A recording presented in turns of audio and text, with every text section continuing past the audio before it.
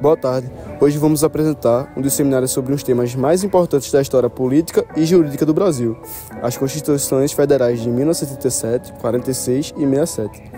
Cada uma dessas constituições não apenas mudou o funcionamento do Estado brasileiro, mas também refletiu os momentos políticos e sociais e suas respectivas épocas.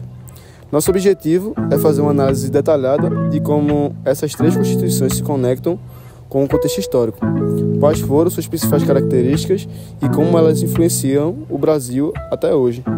E é isso. A Constituição de 1937 foi promulgada em um momento de extrema tensão política. O país vinha de um período de instabilidade após a Revolução de 1930, que colocou Getúlio Vargas no poder. Vargas, inicialmente como chefe de governo provisório, foi consolidado em seu poder ao longo dos anos. E em 1937 deu um golpe que inaugurou o período conhecido como Estado Novo. A Constituição de 37 foi elaborada às pressas, inspirada nos modelos fascistas poloneses. Por isso é chamada de polaca. Ela praticamente desenvolveu as garantias democráticas no país. A partir dessa Constituição, o presidente tinha o poder de dissolver o Congresso Nacional, nomear interventores para os estados, controlar diretamente o judiciário e governar por decretos. O Brasil foi transformado em um regime autoritário com forte centralização de poder.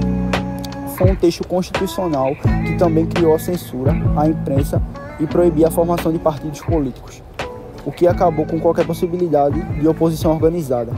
Essa Constituição durou até 1945, quando Vargas foi deposto por pressões de setores militares e civis, que estavam insatisfeitos com o prolongamento do seu governo autoritário. A queda de Vargas abre um caminho para a promulgação da Constituição de 46, que marca um retorno à democracia. A Constituição de 1946 foi uma resposta direta ao período de ditadura vivido durante o Estado Novo. Com a deposição de Getúlio Vargas em 1945, o Brasil entrava em uma nova fase política, influenciada pelo fim da Segunda Guerra Mundial e pela pressão global por democracia e direitos humanos. Esse ambiente refletiu no processo de elaboração da nova Constituição. Ao contrário da Constituição de 1937, o texto de 1946 foi amplamente discutido por representantes eleitos e sua principal característica foi o retorno à democracia e ao federalismo. Os estados recuperaram parte da sua autonomia e o Poder Executivo perdeu muitos dos poderes autoritários que haviam sido conferidos pela Constituição anterior. A Carta de 1946 garantiu novamente os direitos fundamentais, como a liberdade de imprensa, de expressão e o direito de organização política com a formação de partidos. Outro ponto importante desta Constituição foi o equilíbrio entre os três poderes, executivo, legislativo e judiciário. Embora o executivo ainda tivesse bastante força, o Congresso Nacional e o judiciário retomaram seu papel de controle e fiscalização. Essa Constituição durou até 1967, quando o regime militar, instaurado em 64, consolidou sua força e promulgou uma nova Constituição, de caráter mais autoritário. A Constituição de 1967 foi prolongada em um contexto de ditadura militar, instaurada após o golpe de 1964, diferente das constituições anteriores, que viam em momento de transição democrática. Essa foi criada para consolidar o regime autoritário, que já estava em curso no país.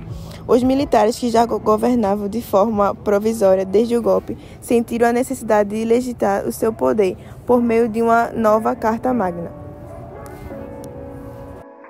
A intervenção federal nos estados também foi facilitada, e o judiciário sofreu limitações em sua capacidade de revisar atos do governo. Outro aspecto importante foi a suspensão de garantias constitucionais para cidadãos considerados subversivos, conceito bastante amplo que acabou sendo usado para perseguir opositores ao regime. A partir de 1968, com o AI-5, Ato Institucional número 5, o regime militar se tornou ainda mais repressor.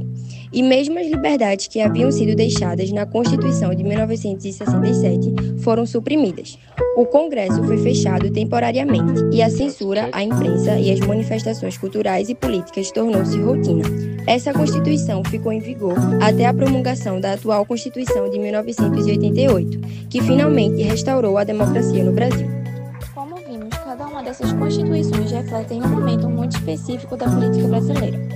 A Constituição de 1937 institucionalizou o regime autoritário de Getúlio Vargas, centralizando o poder no executivo e controlando a oposição.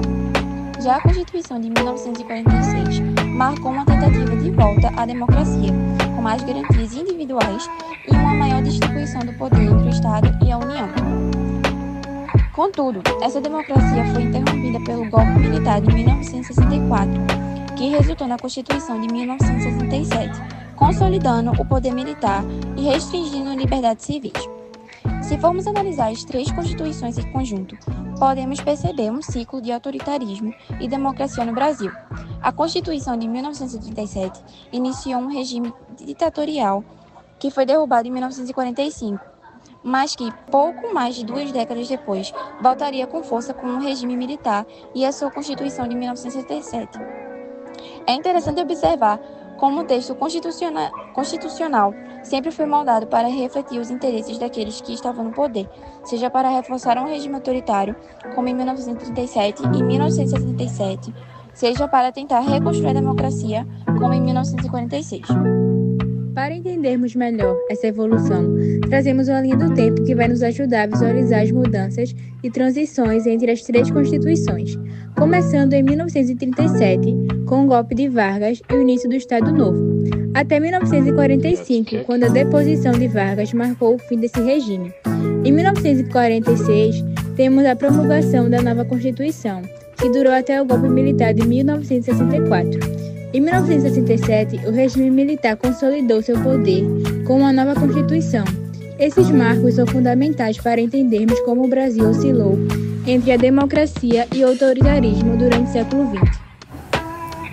Para concluir, podemos dizer que as constituições de 1937, 1946 e 1967 representam muito mais do que simples documentos jurídicos. Elas são reflexos de momentos históricos cruciais e espalham as disputas de poder que marcaram o Brasil ao longo do século XX. Do Estado Novo ao regime militar, passando por um breve período de democracia, vemos que o poder político no Brasil sempre esteve em constante disputa. Hoje, com a Constituição de 1988, esperamos que os erros do passado não se repitam, mas o estudo dessas constituições anteriores nos ajuda a entender os desafios que a nossa democracia ainda enfrenta.